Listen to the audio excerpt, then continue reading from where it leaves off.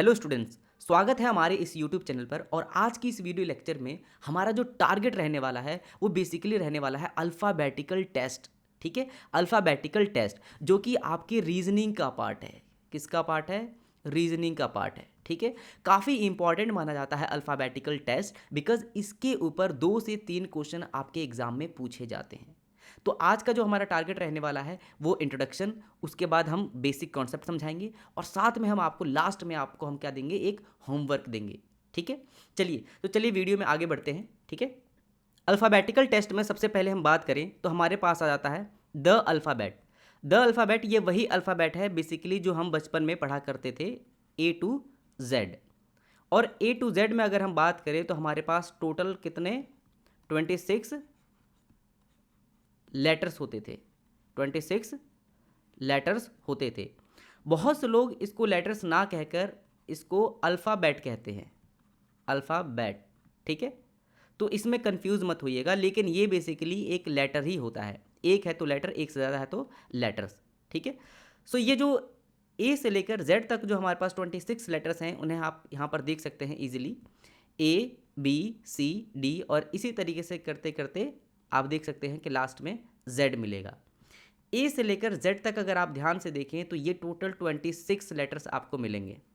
ठीक है, सो इसीलिए कह रहे हैं कि द अल्फ़ाबेट क्या होता है, the English alphabet contains 26 letters as given below. यानी कह रहा है कि जो इंग्लिश अल्फ़ाबेट है उसके अंदर टोटल 26 लेटर्स है जो कि आपको यहाँ पे नीचे दिखाए गए हैं। ठीक है, अब अल्फ़ाबेट को पढ़ने के आधार पर और इनकी पोजीशन के आधार पर हमने इसको 2 पार्ट्स में डिवाइड किया हुआ है। और दोनों जो पार्ट्स हैं हमारे पास क्या हैं, वो इक्वल पार्ट्स हैं, दोनों इक्वल पार्ट्स हैं। सो जब टोटल 26 लेटर हैं तो जब आप इसका इक्वल पार्ट करोगे तो 13 एक साइड आ जाएगा और 13 एक साइड आ जाएगा। ठीक है, और इस तरीके से दोनों को जोड़ोगे आप, तो आपको 26 लेटर्स आपको मिल जाएंगे। ठीक है, अब इनको पहले अगर आप यहाँ पे 13 देखें और दूसरा यहाँ पर आप देखें 13, तो इसको हम बोलते हैं फर्स्ट 13, इसको हम बोलते हैं सेकंड 13।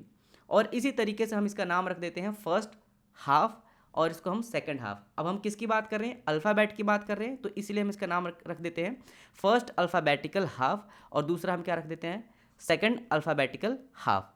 तो फर्स्ट अल्फ़ाबेटिकल हाफ को हिंदी में अगर बात करें तो हम इसको बोलते हैं पहला भाग, पहला भाग।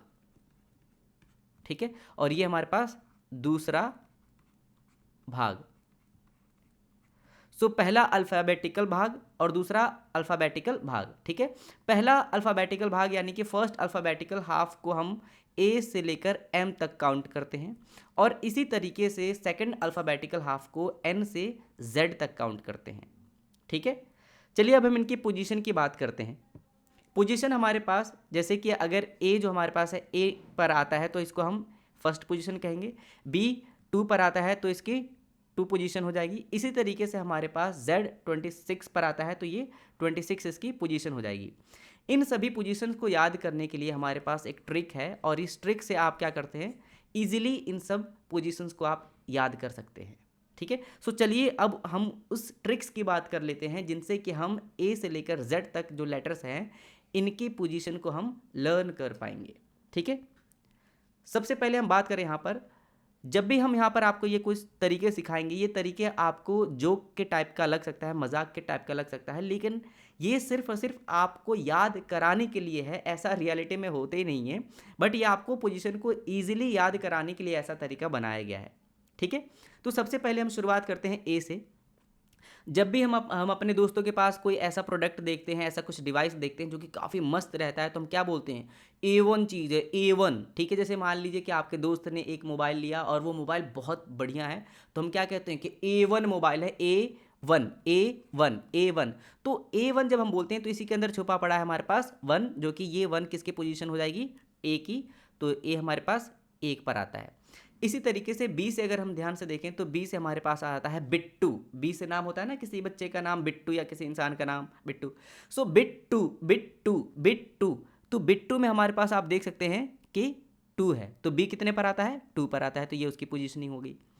इसी तरीके से अगर हम देखें तो हम जैसे कि बचपन में हम भाई बहन लड़ते थे तो छीना झपटी करते थे, तो हम उसका सामान हम छीनते थे और वो हमारा सामान छीनती थी, सिस्टर बेसिकली।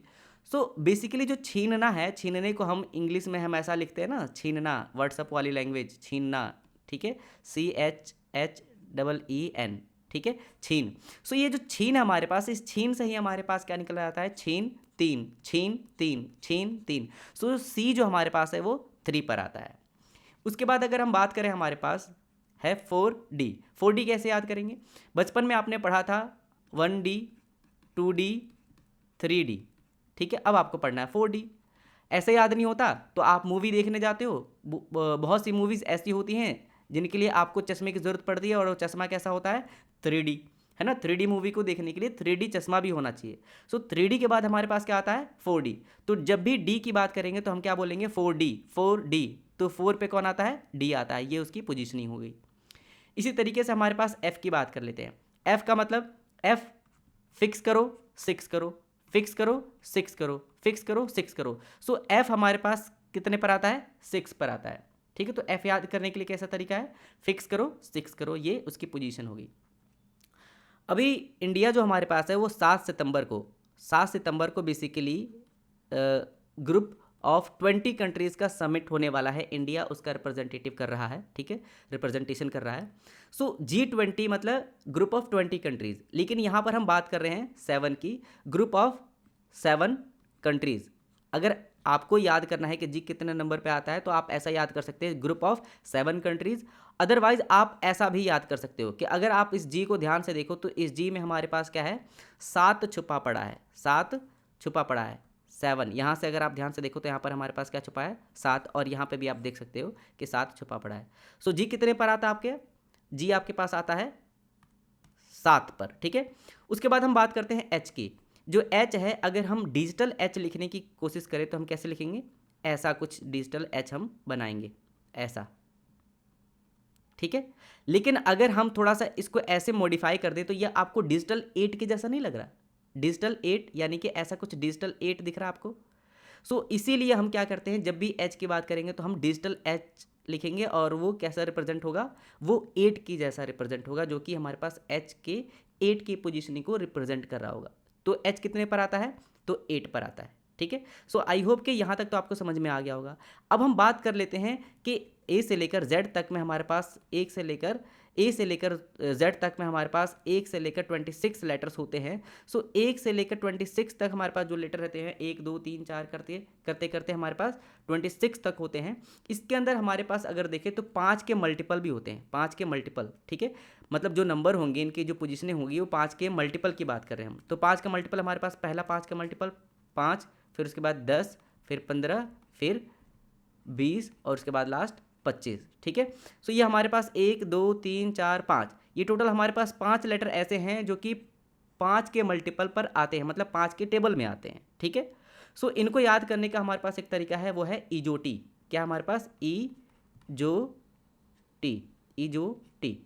ठीक है। इसके अंदर भी आप देख सकते हैं 1 2 3 4 और ये 5 लेटर है, ईजोटी। याद करने का क्या तरीका है, ईजोटी। और कैसे याद करोगे आप, वही 5 का मल्टीपल है। तो ये 5, ई कितने पर आता है, 5 पर, फिर जे कितने पर आता है आपके पास, 10 पर, ओ कितने पर आता है, 15 पर, टी कितने पर आता है, 20 पर, वाई कितने पर आता है, 25 पर। अभी यहाँ पर आपको जो टी है, टी को याद करने का एक और तरीका बताऊंगा आपको, ठीक है। सो उम्मीद करता हूँ कि यहाँ तक इस स्लाइड में जितनी भी चीज़ें मैंने आपको समझाई वो आपको समझ में आ गई होगी, ठीक है। चलिए नेक्स्ट स्लाइड पे चलते हैं। नेक्स्ट स्लाइड पर आप देख सकते हैं कि सबसे पहला हमारे पास है आई बेसिकली अगर आप ध्यान से देखो तो आई को हम ऐसा भी लिखते हैं, स्मॉल लेटर में हम आई को ऐसा भी लिखते हैं, जो कि बेसिकली 9 को रिप्रेजेंट कर रहा होता है, 9 को। सो इसको याद करने का क्या तरीका है, I9, तो आई कितने पर आता है, 9 पर आता है। उसके बाद हम बात करते हैं के की। के का आपने देखा होगा, आईपीएल के अंदर किंग्स 11 पंजाब होता है। सो यहाँ पर के को याद करने का जो तरीका है, किंग्स 11 पंजाब, यानी कि के कितने पर आता है, 11 पर आता है, ये उसकी पोजीशन है, ठीक है। उसके बाद हम बात करते हैं एल का मतलब लालू के 12 बच्चे, तो एल कितने पर आता है, 12 पर आता है, ठीक है। उसके बाद हम बात करते हैं एम और एन, एक साथ हम पढ़ेंगे, ठीक है। एम और एन हमें एक साथ पढ़ेंगे, और बेसिकली हमारे पास ये दिल्ली के अंदर हमारे पास ये सेक्टर का नाम है हमारे पास, ठीक है, मालवीय नगर, ठीक है। दिल्ली के अंदर हमारे पास सेक्टर और सिटी का नाम है हमारे पास, ठीक है, मालवीय नगर, ठीक है।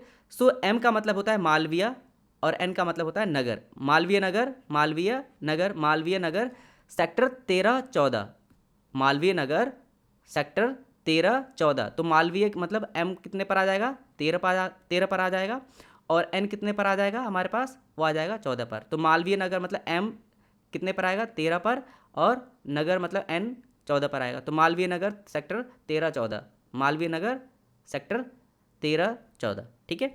उसके बाद हम बात करते हैं पी और क्यू, ये भी साथ में हमारे पास पढ़ेंगे, ठीक है।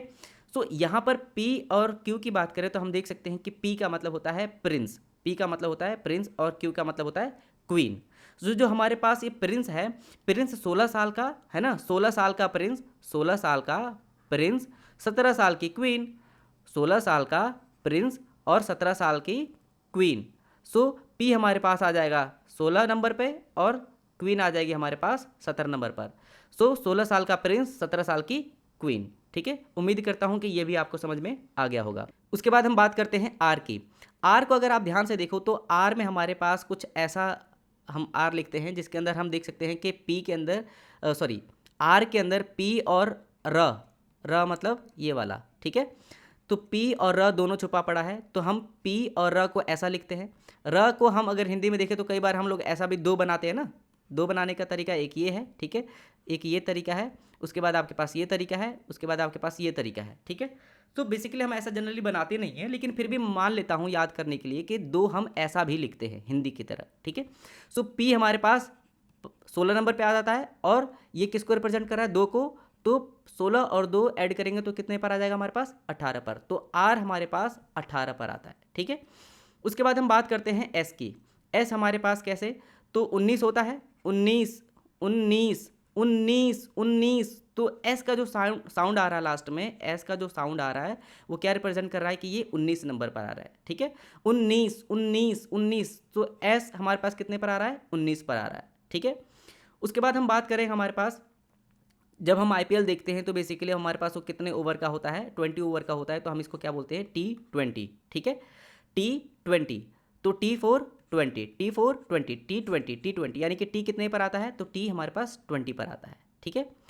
उसके बाद हम बात करते हैं UVW की। तो UVW का हमारे पास UV मतलब 21 22, और 21 22 के बाद हमारे पास क्या आता है, 23, ठीक है। ये आपको थोड़ा सा यहाँ पर रटने की ज़रूरत है, ठीक है। उसके बाद लास्ट में हम देख सकते हैं हमारे पास कि ये तो 26 पर आ जाता है, और ये उससे एक कम 25, और ये उससे एक कम 24 पर आता है, ठीक है। सो XYZ 24 25 26, XYZ 24 25 26। तो उम्मीद करता हूँ कि यहाँ पर सारी जो पोजीशन थी लेटर्स की आपको समझा पाया होगा और आपको समझ में आ गया होगा, ठीक है। अब चलते हैं हम अपोजिट लेटर की तरफ, यानी कि अगर ए है तो ए का अपोजिट लेटर क्या होगा, उसको याद करने का भी तरीका बहुत अच्छा है, बहुत ईजी, आप इसको याद कर पाएंगे। चलिए नेक्स्ट स्लाइड पे चलते हैं। अब हम बात करते हैं अपोजिट लेटर्स का। अपोजिट लेटर कहने का मतलब क्या होता है कि अगर ए है तो ए का अपोजिट क्या होने वाला है, ए का अपोजिट क्या होने वाला है, तो ए का अपोजिट वैसे जेड होता है। सो अगर हम ऐसे इनको याद करने बैठें तो हमें काफ़ी टाइम लगेगा और ये याद भी बहुत मुश्किल से ही हो पाएगा, ठीक है। सो इनको याद करने के लिए हमारे पास एक ट्रिक है जो कि काफ़ी फनी ट्रिक है, और लेकिन ऑन द अदर हैंड ये काफ़ी यूज़फुल भी है, ठीक है। तो चलिए शुरुआत करते हैं, ठीक है। तो आज़ाद नाम का एक बॉय है, आज़ाद नाम का एक बॉय है जो क्रैक्स खाता है, जो क्रैक्स खाता है, ड्यू पीता है, क्रैक्स खाता है और ड्यू पीता है। एक बार इवनिंग में उसने मूवी देखी, एक बार उसने मूवी देखी उसने फालतू देखने के बाद वो बोलने लग गया कि ग्रेट मूवी थी। पापा ने सुन लिया, पापा ने बोला अभी तू हाई स्कूल में है, हाई स्कूल में, अभी तुझे इंटर भी करना है, अभी तुझे इंटर भी करना है, इंटर के बाद तेरी शादी कराऊंगा मैं जयपुर की क्वीन से, जयपुर की क्वीन से। फिर बच्चा बोला कि पापा मैं कुर्ता पजामा पहनूंगा, अपनी शादी में मैं कुर्ता पजामा पहनूंगा, ठीक है। लड़का बोला पापा फ़ोटो दिखाओ, पापा ने फ़ोटो दिखाई, फ़ोटो देखते ही उसने बोला कि लव हो गया। पापा बोले इतनी जल्दी, सो लड़का बोला मैन विल बी मैन। तो उम्मीद करता हूँ कि यहाँ तक तो आपको समझ में आ गया होगा। अब हम बात कर लेते हैं कि कौन किसके अपोजिट है। जैसे कि आज़ाद में हमने देख सकते हैं कि यहाँ पर आज़ाद में ए से लेकर जेड, यानी कि ए जेड, ए का अपोजिट जेड हो गया। इसी तरीके से बॉय में देखें तो बॉय में हमारे पास बी का उल्टा वाई हो गया, ठीक है। इस तरीके से क्रैक्स के अंदर सी का अपोजिट एक्स हो गया, और ड्यू में हमारे पास डी का अपोजिट डब्ल्यू हो गया। इवनिंग में अगर देखें तो ई और ये वी, ई और ये वी, ई का उल्टा हो गया हमारे पास वी। इस तरीके से फालतू में हमारे पास एफ का उल्टा हमारे पास यू हो गया। ग्रेट में हमारे पास जी का उल्टा टी हो गया। उसके बाद हाई स्कूल में एच का उल्टा हमारे पास एस हो गया, ठीक है। इंटर में हमारे पास आई का उल्टा आर हो गया। उसके बाद हमारे पास है जयपुर की क्वीन में जे का उल्टा हमारे पास क्यू हो गया। कि कुर्ता पजामा में हमारे पास के का उल्टा हमारे पास पी हो गया, ठीक है। उसके बाद लव में हमारे पास एल का उल्टा हमारे पास ओ हो गया। और मैन विल बी मैन में हमारे पास एम का उल्टा एन हो गया, ठीक है।